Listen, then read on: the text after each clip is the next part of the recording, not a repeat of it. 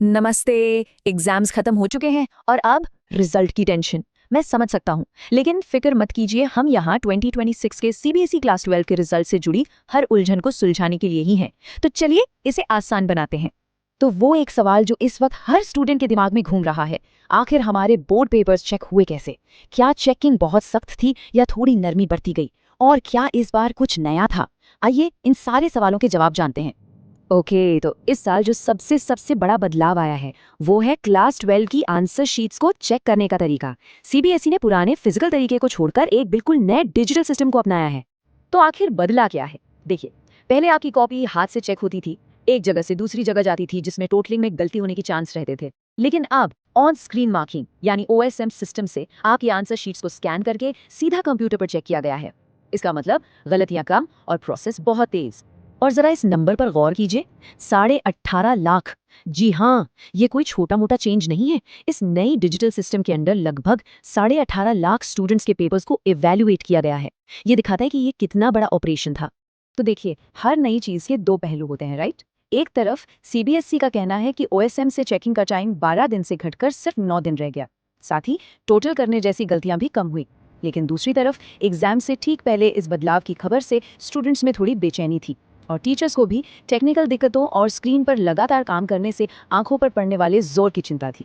Okay, तो technology की बात तो हो गई। अब आते हैं उस सवाल पर जो सबको सबसे ज्यादा परेशान कर रहा है, पेपर्स कितनी सख्ती से चेक हुए।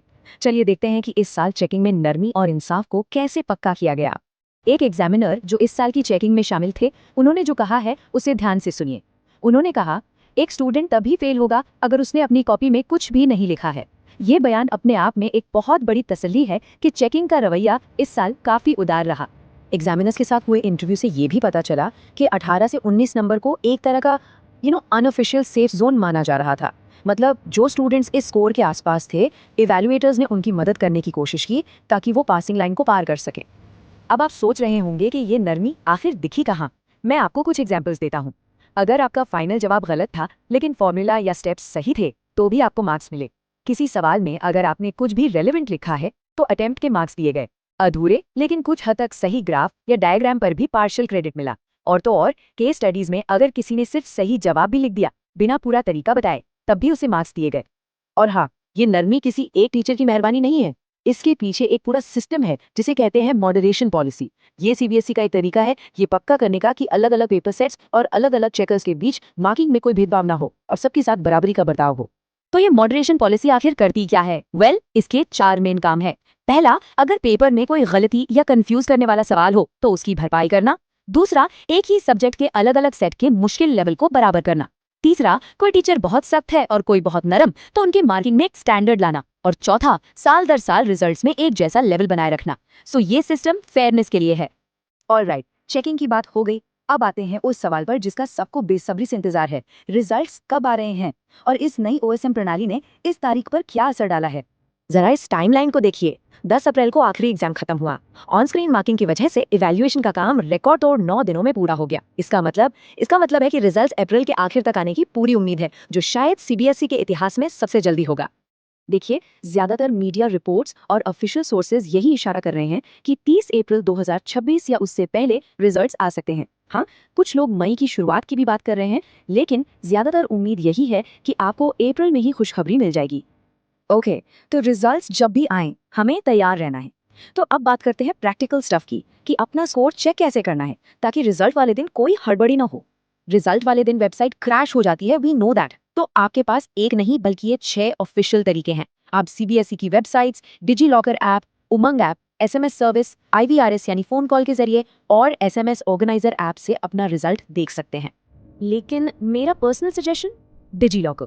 ये तेज है, भरोसेमंद है और सबसे अच्छी बात यह है कि आप इसे रिजल्ट आने से पहले ही तैयार रख सकते हैं।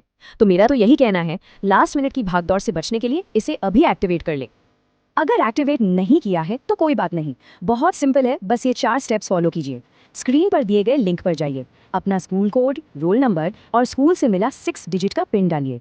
अपने मोबाइल पर आए ओटीपी से वेरीफाई कीजिए और बस आपका अकाउंट रिजल्ट वाले दिन के लिए एकदम तैयार है। ऑलराइट, तो हमने काफी कुछ डिस्कस कर लिया। चलिए एक क्विक रिकैप करते हैं और देखते हैं कि स्टूडेंट्स और पेरेंट्स के लिए सबसे जरूरी बातें क्या हैं। तो याद रखने वाली बातें क्या हैं? पहली, नए ऑन स्क्रीन मार्किंग सिस्टम ने चेकिंग को तेज और ज्यादा एक्यूरेट बनाया। दूसरी, चेकिंग आमतौर पर लीनियंट थी और फेयरनेस के लिए मॉडरेशन पॉलिसी भी थी। तीसरी, रिजल्ट्स पहले से कहीं जल्दी, शायद अप्रैल के आखिर तक आ जाएंगे। और चौथी और सबसे जरूरी बात, रिजल्ट के दिन बिना किसी परेशानी के अपना स्कोर देखने के लिए डिजी लॉकर अकाउंट अभी एक्टिवेट कर लीजिए।